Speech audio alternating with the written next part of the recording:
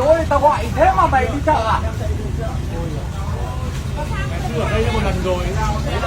Nhiều lần. Thôi quay lại đi, tắt đường rồi, đi làm sao được? Quay lại đi. এখান থেকে আমাদের শিক্ষণীয় হচ্ছে সব সময় সতর্ক থাকতে হবে। দেখেন সারা দুনিয়ার আশেপাশে কত সুন্দর সুন্দর জায়গা খালি, ওই জায়গাগুলো রেখে সে ট্রেনের রাস্তার পাশে সে গাড়িটা রাখছে। এটা হচ্ছে তার ভুল। সতর্ক না থাকার কারণে তার আজকে এই পরিণতি।